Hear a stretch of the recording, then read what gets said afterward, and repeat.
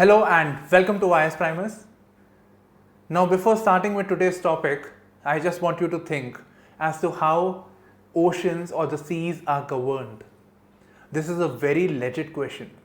Think about it. We live in a place, wherever we live, there is a government, there is a constitution. So, some sort of governance structure is there. But what about seas?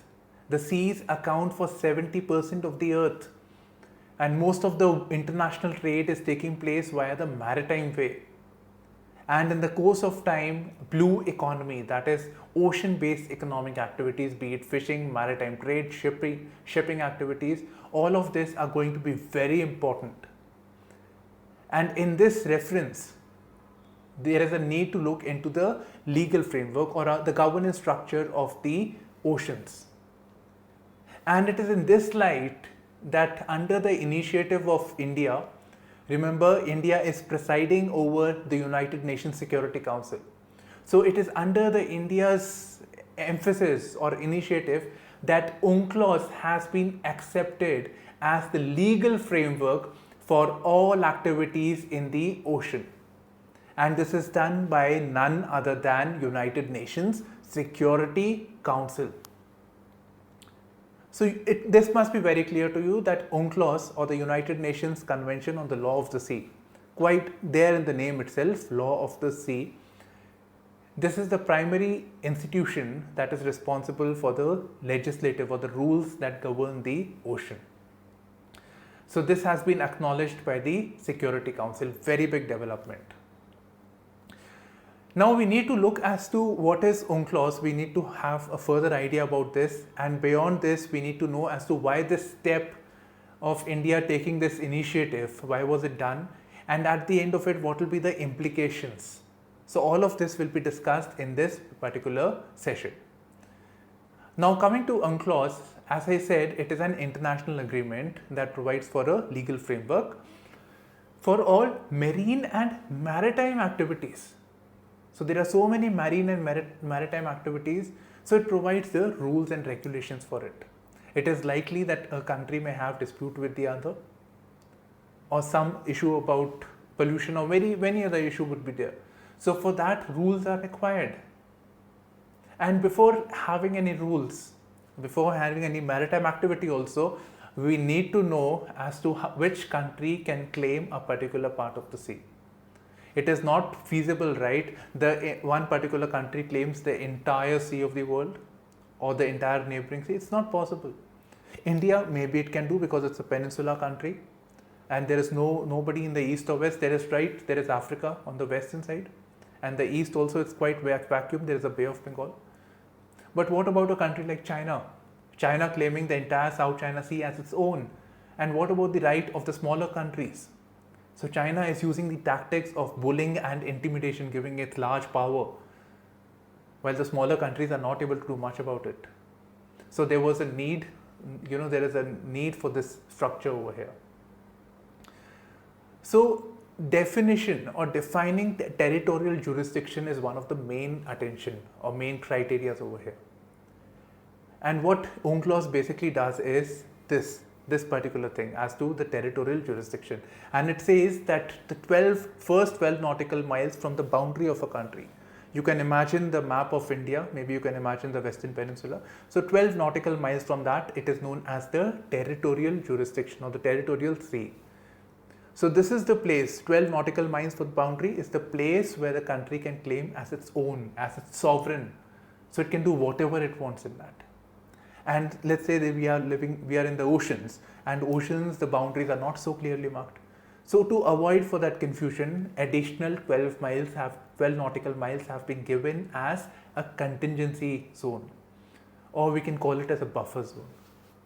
And if we move further, it says that 200 nautical miles from the boundary, 200 nautical miles would be the exclusive economic zone where, as in the name, exclusively marked for the economic interests of a particular country.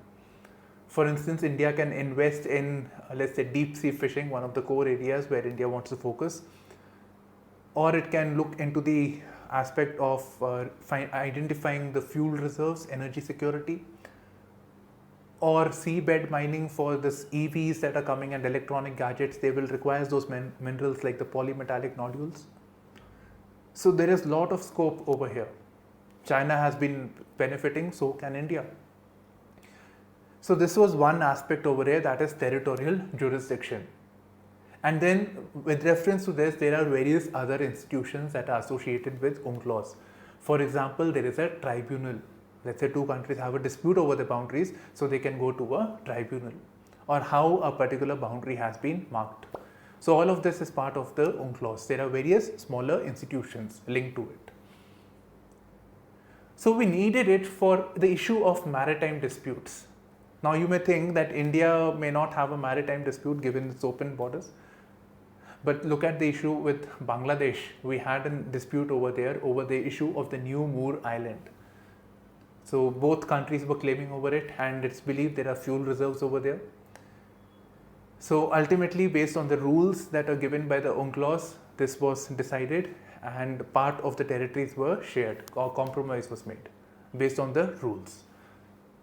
And then very recently in 2012, there was the case of Enrica Lexi. So if you don't know, the Horn of Africa, that particular part of the Indian Ocean, Arabian Sea, that place is highly prone to piracy related issues. So, the merchant ships that are going, it's likely that they will be looted. So to avoid such a situation, sometimes the ships have some military officers. So two military Italian Marines basically, they shot on an Indian vessel, a fishing ship. And so they were on board Enrica Lexi and they shot an Indian vessel, and obviously Indian fishermen had died. So this became a major legal issue and a dispute between India and Italy. So again governed by the rules that were set by the United Nations Convention on the Law of Sea. And then with the heightened tensions that are going on with respect to the South China Sea issue. So it is not just between China and the Asian countries, but it is also now an issue between USA says that we are the champions of the freedom of navigation and we are going to ensure that nobody violates the rule.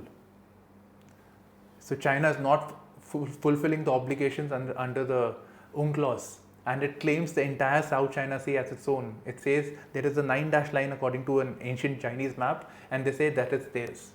So USA has entered, and there is this tension between the two major powers of the world. India is also part of it, by the way, under a grouping known as Quad. So South China Sea problem is taking place. There was a geopolitical tension in the Black Sea region.